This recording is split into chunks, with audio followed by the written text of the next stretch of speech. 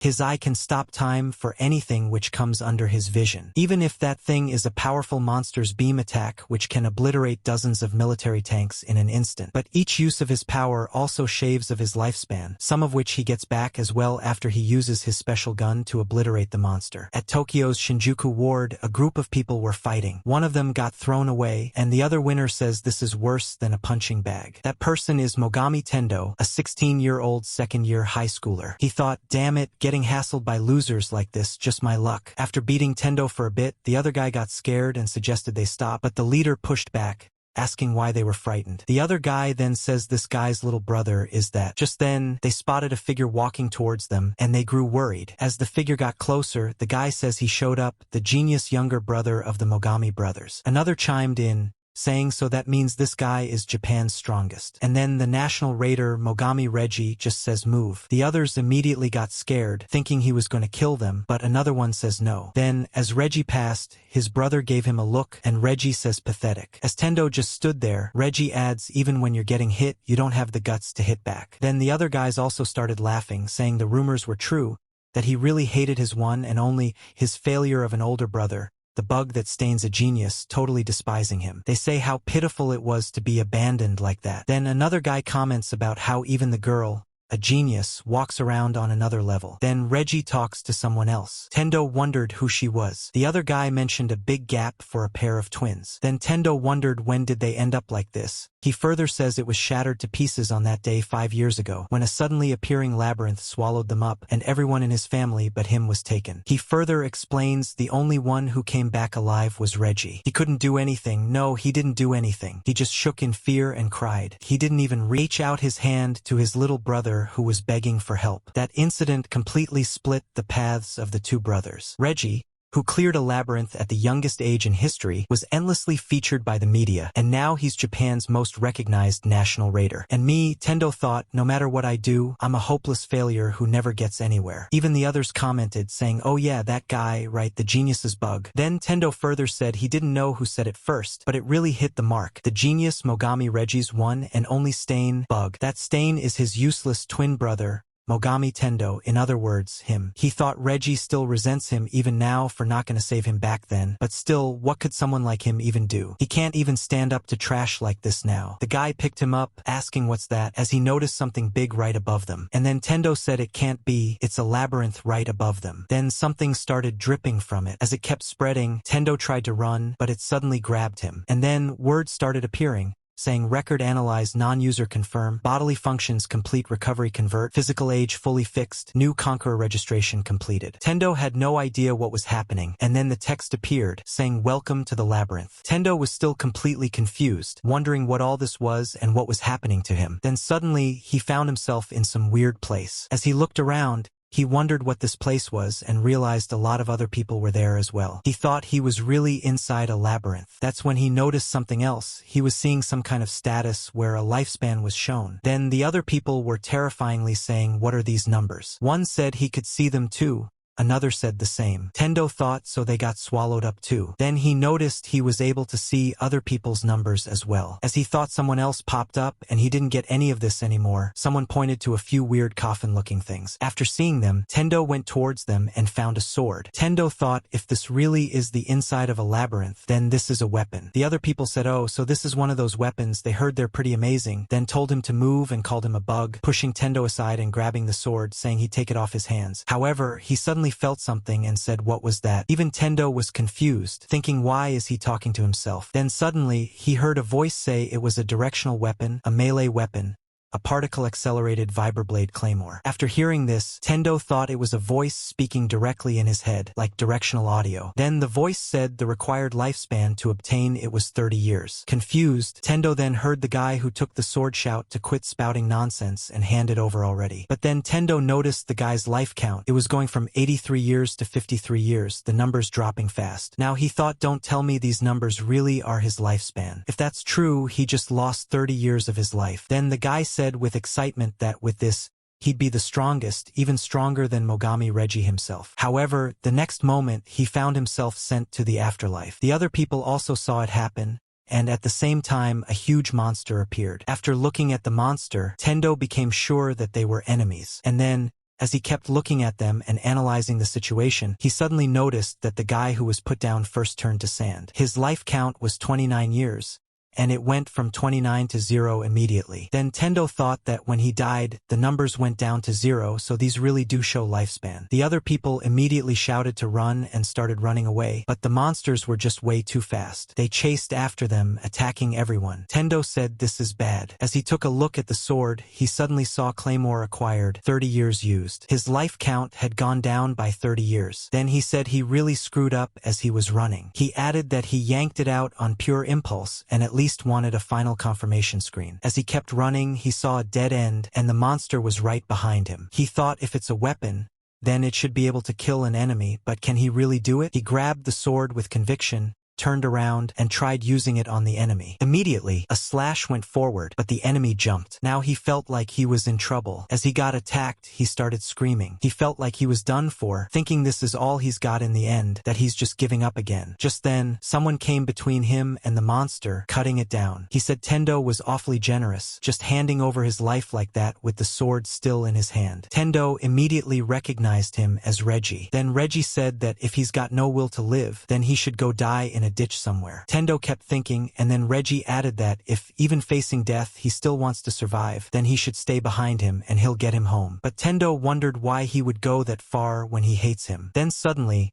another scream went out, telling the monster to stop and not come any closer, as it was about to attack someone else. Tendo thought that no matter what personal feelings he has, staking his life against the enemy to protect people is what it means to be a national raider. Then Reggie went to save another guy. After seeing all this, Tendo thought that scene is something he'll never forget as long as he lives. He forgot the pain and the fear and just burned it into his eyes. The vivid trail of that battle and the back of the hero. The moon that scorched the sun. In Germany, Berlin, 38 years ago, the first labyrinth appeared. Date of manufacture, place of manufacture, creator, materials used, intended purpose, means of manufacture, why it was made, countless questions came up. Then labyrinths began appearing all over the world, and many research institutions studied them, but they only managed to learn 3 things. First, once you go in, the only way out is the exit deep, deep within the maze. Second, the enemies born inside the maze will eventually spill outside unless the labyrinth is fully cleared. Third, the only things that can kill those enemies are weapons that can be obtained only inside a labyrinth. And those who dive into these unknown labyrinths and risk their lives to clear them, they are the raiders. As Tendo and the other people followed Reggie, Tendo says that's everything he knows about labyrinths. Reggie says he's mostly correct, but there's more. He explains that raider doesn't mean a job title, it means anyone who has entered a labyrinth even once. In other words, Tendo and the people behind him are already raiders. This came as quite a surprise to Tendo. Then Reggie continues, saying raiders are different from normal humans and that the labyrinth rewrites their bodies. He asks if Tendo has noticed it too. Tendo thinks that now that he mentions it, he did hear a weird voice right before he got there,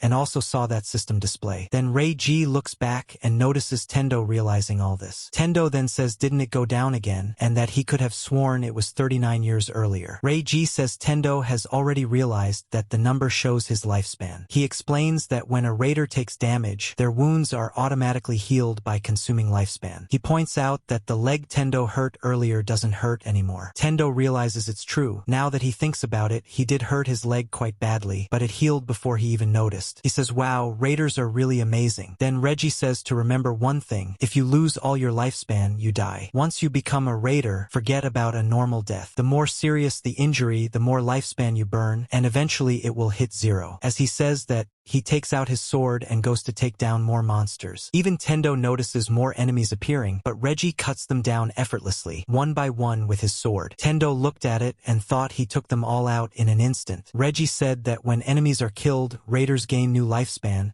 and to kill them, you have to destroy the core. Tendo then thought the core is that round part there, and wondered how anyone could hit that dead on in just a split second, even laughing to himself that he couldn't imagine ever pulling that off. Then he noticed how Reggie's lifespan was going up, seeing it at 189 years. He wondered what kind of lifespan that even was, then realized it just meant he had killed that many enemies. Then he said that Reggie had really been fighting like this the whole time. Reggie replied that people die easily if no one strong is there to protect them. After hearing that, Tendo said yeah and started following again. Then Reggie said the exit was just up ahead. Soon they saw a portal. Tendo said that's the exit and the others got excited, saying they could finally get out of there. Reggie, however, told them to hold it as he prepared his sword and looked around. Suddenly, he noticed someone. She said it was her, Captain Mogami. She was National Raider Mizusaki Yui. Reggie recognized Mizusaki, and she said she was glad to see him safe. Reggie asked how things went on her end, and she said all the civilians they could secure were there, but a few outside hadn't made it. Reggie acknowledged that. Then Tendo realized he had seen her somewhere before. The one who met Reggie. He wondered if she was his girlfriend, but Reggie told him not to be ridiculous, saying she was his subordinate. She didn't like that either, saying how rude it was and that she had the right to choose who she dated. Reggie asked what that meant, and she replied no offense intended. Then she asked about him, meaning Tendo, and Reggie reluctantly admitted he was his brother. Then Tendo said nice to meet you. However, Mizusaki replied that it was creepy and asked if that fake smile was on purpose. Tendo just thought yeah, no doubt about it, she's Reggie's subordinate. Reggie then asked how many enemies she encountered getting there. Mizusaki said 6, all small fry. Then Reggie said that for inside a labyrinth that was way too few, and that he had a bad feeling about this. He told Mizusaki to lead the civilians to the exit, and she said understood. Then Reggie said he would go scout the other passages. As Reggie left, Mizusaki told Tendo to stay with her. Meanwhile, as Reggie was leaving, Tendo felt a bit worried, but Reggie had already gone too far ahead. Tendo then said he never thanked him for saving him back there. Mizusaki said that once they passed through the gate, they would be outside, and told everyone to stay calm and go in order. Everyone tried to stay calm and move in order. Even though Tendo kept looking back, Mizusaki told him not to just space out. But suddenly, another small portal-like tear opened up. Mizusaki looked behind her, and a really powerful tail-like thing came out and started attacking everyone. Mizusaki tried to fight it to save Tendo, but she was having a lot of trouble, thinking what is with that power, not expecting something so strong to appear. Then that weird tear started glitching out, and something really powerful came out of it. Tendo looked at it and had no idea what it was, and Mizusaki was sent flying away by a powerful attack. Dust filled the air, and now Tendo was panicking. He thought, for just now, what even happened? Then, as Mizusaki was lying on the ground, unable to move, Tendo thought everyone had been heading for the exit. Suddenly, he felt himself getting attacked by the monster right on his face. A notification appeared, saying left facial laceration, left eye laceration. The enemy roared as Tendo screamed, and it was about to attack him again. His lifespan was going down, and he kept thinking this is bad, but then the notification said repair start, and his lifespan dropped even more. He thought again this is bad as the monster raised its hand to strike him once more. As it slashed right at Tendo, suddenly Reggie appeared with his sword and blocked the attack. Tendo looked up and said Reggie. Reggie was also having a lot of trouble, and his sword broke. This monster was too much for everyone, and Reggie got hurt quite badly. Tendo couldn't believe it, thinking the claymore snapped mid-swing, and wondering what kind of enemy this even was. A humanoid, something he had never seen before.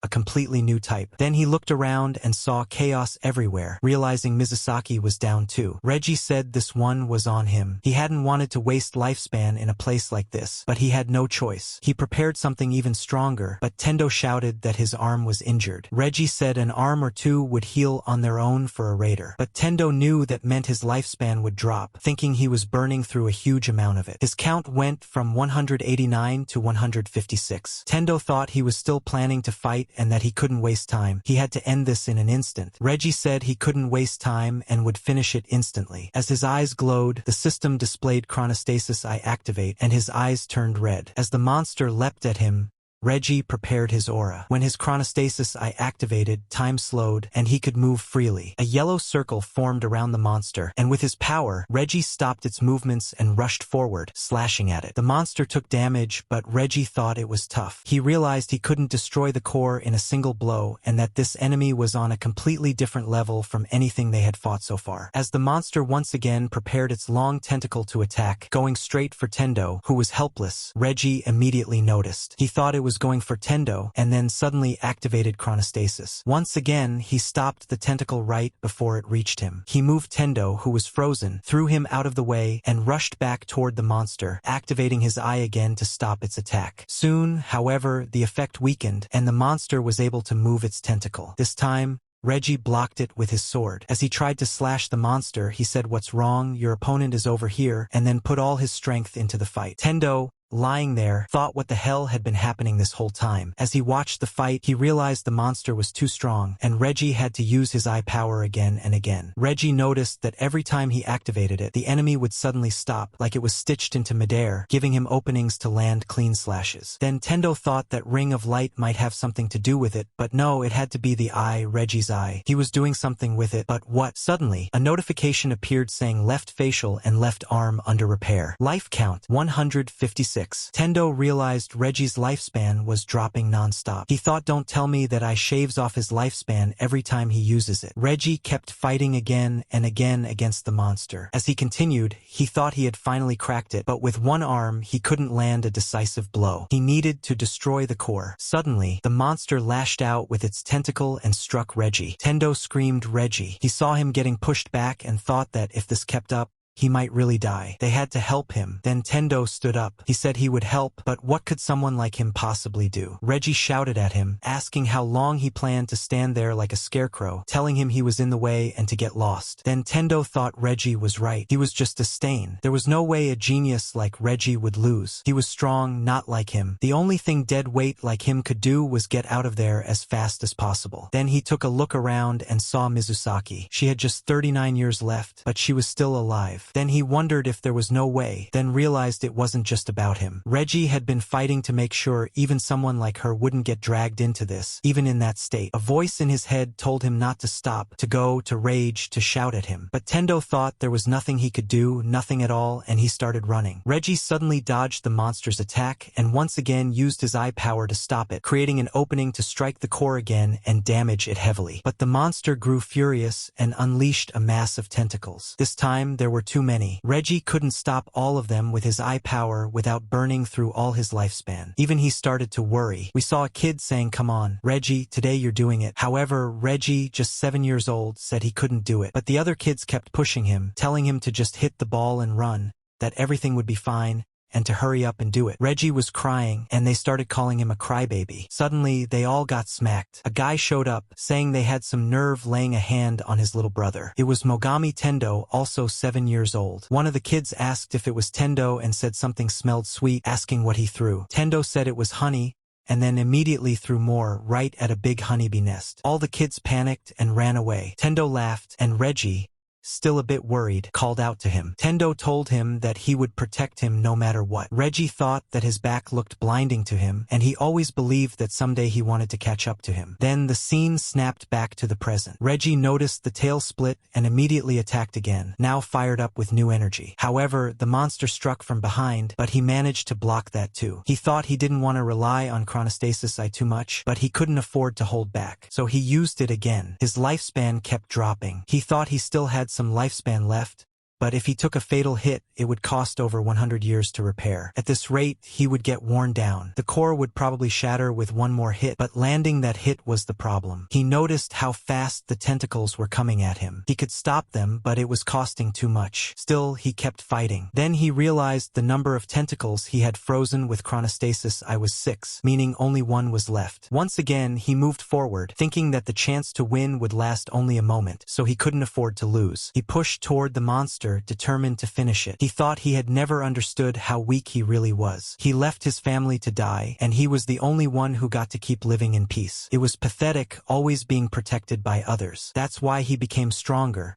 so he would never again need anyone to protect him. Then, back in the present, he ran toward the monster. As he was about to strike, his sword went flying. He thought that this time he would be the one, but the monster was too powerful. He said he would be the one who protects someone, and then a notification appeared saying target, right arm under repair. Soon after, another notification said right arm repair completed. He grabbed the sword again and rushed forward, saying that the monster's life was his. But as he charged in, he suddenly got hit. He couldn't believe it, thinking he had frozen all the tails. So how did one hit him? Then he realized the monster had one hidden underground. The attack damaged him badly again. Still, he thought not yet. His vision was getting worse. He thought the blood was blocking his sight, and a notification appeared saying chronostasis temporarily unavailable. He thought he just wanted to become stronger, like that dazzling light he once saw, and he smiled and laughed. However, in the next moment, the monster was suddenly attacked from behind. Reggie couldn't believe what he was seeing. Tendo was the one attacking it. He was genuinely surprised. fist. And in that instant, it felt just like back then. Tendo was about to strike. At first, the monster was unaware, but then he thought that if he ran away again here, he'd never be able to face forward again. The monster started preparing a beam attack and fired it straight at Tendo. He barely managed to dodge by shifting slightly to the side, but then another attack came right after. He thought he couldn't dodge this one. Just before it could hit him, Reggie stepped in and took the full attack. The damage was massive. Tendo couldn't believe how much Reggie had taken, and then Reggie fell down. Tendo realized that beam from its mouth could do anything. Then he saw the monster preparing another attack. Reggie tried to move toward him again, trying to save him and push him aside. Tendo kept screaming Reggie, calling out to him again and again. The monster was charging up another attack. Tendo kept asking why Reggie, why? He shouted, asking if he could hear him, but there was no reply. He kept calling his name. Reggie's life count showed 57 years. Tendo told him to stay with him, but the number kept dropping, 57 to 56 to 55 to 54. Tendo begged him not to die. Then Reggie finally spoke. He said he still didn't accept him. He said that when they were kids, Tendo had that baseless confidence, dragging him along without a care in the world. But ever since that day, Tendo fell apart on his own, and he could never accept that. Tendo stayed silent. He understood. Then Reggie told him to face forward, not to stop, and to keep walking until the very moment his life ran out. He said that back then, Tendo always looked straight ahead no matter what stood in his way, and in the end, he would laugh like an idiot and snatch victory away. That's who he was. After saying that, Reggie couldn't speak anymore. Tendo started crying, thinking about everything. Then suddenly, he felt something. He wondered what it was. His left eye was burning. A notification appeared, saying Regulus weapon transfer start. He couldn't believe it, a transfer of Reggie's power. The voice said that if it was for that purpose, he could have it. Suddenly, his eye turned red. Tendo said no way, telling Reggie to stop no matter how much he regretted the past. But the transfer kept progressing. Even as Tendo cried and begged him to stop, he kept saying not to lose, no matter how unfair the world was. He said Reggie was his big brother, his hero. And then Reggie went silent as the transfer was completed. Then the monster suddenly regained control, roaring and thrashing around as it came straight for him. However, his Regulus weapon number 1,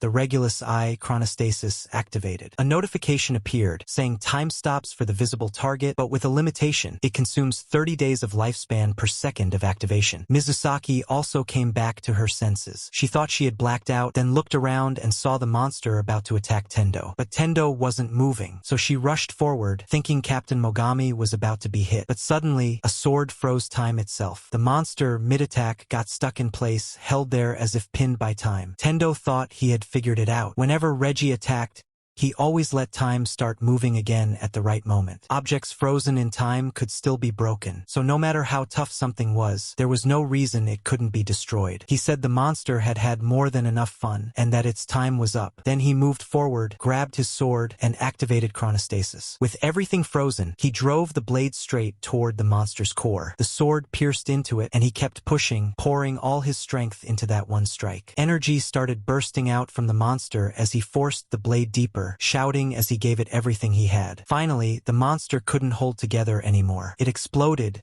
sending Tendo flying back. When the dust cleared, the monster was gone. Tendo immediately rushed to Reggie, calling out his name again and again. But Reggie wasn't moving. Tendo broke down, crying, unable to accept that he couldn't save him. Mizusaki stood there too, watching everything in silence. The status display showed Mogami Tendo with his lifespan now at 35 years, along with new abilities he had gained, like chronostasis. Tendo suddenly saw Reggie as he woke up in another room. He was still having nightmares about that event. Then he looked at the time and went to take a bath, thinking it was all just a dream. But then he noticed his lifespan and said, no way, this is real. He looked around and thought he'd be late since he had a mission. Then he remembered Tendo. Tendo had said he made him lunch and told him to take it. Reggie said he didn't want it. Tendo replied that he packed it with things he liked. Reggie looked back, took it, and said he was leaving. Tendo told him to be careful. Back in the present, Tendo remembered that Reggie was already gone. He said no way. Then, hearing someone at the door, he rushed to open it, hoping it would be Reggie. But it was Mizusaki. She said hello and mentioned it hadn't been long since that morning. Tendo was surprised,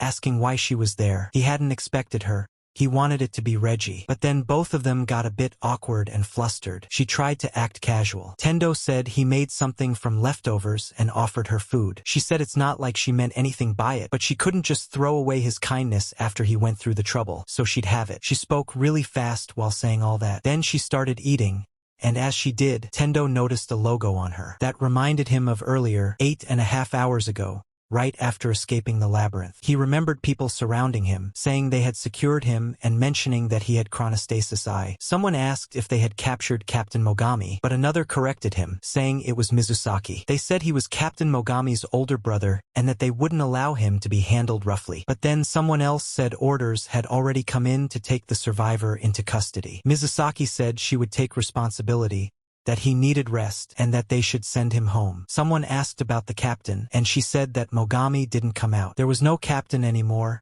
and everyone understood what that meant. Then Mizusaki said they could only do this much for him now, and she left. Back in the present, she thanked him for the meal and said she was surprised he was actually pretty good at cooking. Then she asked if he always handled the cooking. He said Reggie is always busy, and when two people live together, you end up picking up things like this. She said she sees, as she looked at a photo of Reggie and Tendo together as kids, laughing, well, at least one of them was. She felt a bit sad and sorry looking at it. Then she introduced herself properly, saying that once again, from the first unit of the Close Labyrinth Operations Division, she is Yui Mizusaki, and that she serves under his younger brother, Captain Mogami Reggie. Tendo said close. She asked if he had at least heard the name before, explaining it's the government agency that oversees national raiders, those officially licensed raiders who protect people from the threat of labyrinths and enemies, the Labyrinth Countermeasure Bureau. She continued, explaining that close comes from counter-labyrinth organ of subduing enemy, and that they are seen as the shield and sword of the people, everyone's heroes. After hearing all that, Tendo stayed silent for a moment, then said he doesn't believe that at all. Does he? She replied that he looks slow, but his instincts are sharp. He said she's got some nerve. She said it's a government organization, and it can't run on ideals alone, but there really is one true hero among them. After hearing that, Tendo felt like she might be talking about him. Then she said that Captain Mogami was the strongest and most exceptional national raider in the country, and now that pillar of Japan has fallen. A major upheaval is coming, and there's no avoiding it, and the one at the center of it all will be him, Mogami Tendo. He was clearly surprised hearing all of this. Tendo said, why me? She explained that his left eye, the chronostasis eye, isn't just some regular weapon. Its performance far surpasses normal weapons. It's a king's weapon, a Regulus weapon, powerful enough to shake an entire nation. And he inherited something like that from Reggie in exchange for his life. Tendo laughed it off, saying, what is that? That's just... But deep down, he thought it should have been Reggie who lived, not him. It would have been better if Reggie had survived. She stayed calm, then said there was one more thing he needed to know. That humanoid enemy from inside the labyrinth was probably still alive. He was shocked and said he thought they had killed it back then. She explained that if an enemy is truly defeated, lifespan increases, but his didn't go up at all. That was the clearest proof. Now Tendo grew worried and asked if that meant Reggie's sacrifice was for nothing. He got frustrated, asking why. Mizusaki stayed silent for a moment. Then she asked him, keeping all that in mind, would he become a national raider? He reacted immediately, saying a national raider, that it had to be a joke. She said that if he became one, he would be diving into labyrinths again, and there was a chance he would encounter that humanoid enemy. Next time, he might be able to avenge Reggie. Tendo thought about it, then said there's no way he could do that. He's the genius's stain, the one who gave up and did nothing back then. What could someone like him possibly do? Then a memory hit him, Reggie's words, telling him not to stop, to keep walking until the very moment his life runs out. He realized Reggie had entrusted something to him. No matter how much he regretted the past, no matter how unfair the world was, he shouldn't lose. Tendo thought, yeah, that's right, he entrusted it to him. Even if he couldn't expect anything from himself, he still remembered what Reggie had said, that he was his big brother. He looked at the photo of the two of them together. Then he felt it clearly. He couldn't betray his little brother's feelings. So he said he would do it. He would become a national raider. Everything Reggie would have done if he had lived, he would do it in his place. This time, he would live in a way Reggie could be proud of. She said, all right then, first, and then suddenly put handcuffs on him, saying she was going to arrest him. Tendo said she had to be kidding. Later, inside a vehicle, they were traveling. Tendo said he wasn't going to run or anything, so at least take the cuffs off. She replied that it was a necessary procedure and told him to deal with it. He wasn't happy, but there wasn't much he could do, so he asked where they were even taking him. She said to Corps headquarters, and that he had already been scheduled scheduled to be brought in. They had just left it to her to handle it. Tendo realized something and asked if she had tricked him, reminding her it was supposed to be voluntary questioning. She said he didn't really have the right to refuse in the first place. Then she said he might be misunderstanding something. He asked what she meant. Another guy explained there was no way they could leave a Regulus weapon user alone. The rule is to forcibly bring them in as soon as they're found. Then Kaku, the core HQ transport officer, said that full-body restraints and high-security transport would have been completely normal. The only reason Tendo was getting off easy was because Raider Mizusaki had convinced the higher-ups. He told Tendo to remember his place, saying he was only getting special treatment because he was Captain Mogami's brother. Mizusaki stepped in and told him to stop, saying they handled it this way because it was more convenient for them, that's all. Uno apologized after that. Tendo felt a bit down. Seeing that, Mizusaki told him not to worry about it, saying that's just how things are. Then suddenly, an alert buzzed. An emergency situation had occurred. The announcement said enemies had emerged from the 4th labyrinth at the Narima base, and defense systems were now active. Tendo looked out and saw it himself. Monsters everywhere. The message repeated again. Uno said the timing was terrible, but they had no choice. They had to head for the base. The driver responded that he understood, and the car sped off immediately. As the car accelerated, Tendo got thrown to the side a bit. Mizusaki told him to put his seatbelt on properly. He said Narima, wondering if it was that abandoned zone, and asked what was even happening. She explained that when enough time passes, a labyrinth starts releasing enemies outside. That's why, with the core stretched thin, they monitor and defend the area 24/7. Right now, with both her and Captain Mogami gone, the only ones left at Narima base were inexperienced raiders. Tendo said that sounded like paper-thin security. She replied that they were short-staffed,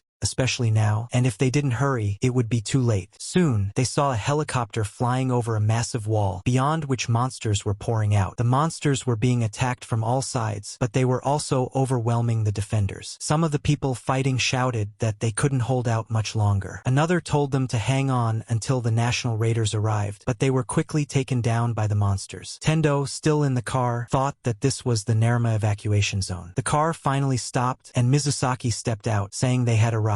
She immediately saw that the base walls had been breached. Looking at the battlefield, she realized they were being overwhelmed by sheer numbers, and at this rate, the enemies would spill beyond the evacuation zone. Tendo asked if it was really okay to leave things like this. She explained that the residents of the area had already been relocated over 10 years ago when the 4th labyrinth appeared, so there were no civilians left. But Tendo said that's not what he meant. They were clearly outnumbered, and he wanted to help. She told him it wasn't necessary and warned him not to get the wrong idea. He was still just a civilian and needed to head to a safe zone and evacuate. He tried to argue, but she cut him off. Civilian use of weapons was strictly forbidden, and that included his chronostasis eye. If he broke that rule, the core would punish him without exception. Tendo thought about it. Unlike last time, this wasn't inside a labyrinth. There was no way to hide it. Even if he wanted to fight, he couldn't. Mizusaki reminded him that he hadn't forgotten that rule, and added that the chronostasis eye was a high-risk weapon. It burned 30 days of lifespan for every second of use. If he used it carelessly, he would lose his life before he even realized it. He went silent. He understood. She felt a bit sorry too, then closed the door and said she was leaving the rest to Asuno. Asuno said understood, but Tendo called out, telling her to wait. She was already gone. She drew her sword and rushed straight into the fight at full power. Tendo watched in shock, wondering what was up with that jumping power, as she leapt across the abandoned buildings with incredible speed and energy. Suddenly, the car swerved, and Tendo slammed into the side. Then Asuno snapped at him, telling him to know his place and asking what an amateur like him could possibly do, reminding him he wasn't like Captain Mogami. Tendo went quiet again, thinking he's not like Reggie, and that no one knows that better than he does. But even then, he kept looking outside. He thought, but still, then he saw her fighting the monsters. She was getting pushed back and struggling badly. Seeing that, Tendo immediately jumped out of the car. Asuno shouted, asking what the hell he was doing, telling him to get back or he'd die, but Tendo started running anyway. As the monster was about to attack her, Tendo thought if he could really do this. Then he answered himself, he didn't have a choice. He had already decided he wouldn't look away anymore. And with that, he activated his chronostasis eye. I personally did not like this story much, but if you want more, be sure to let me know through the comments.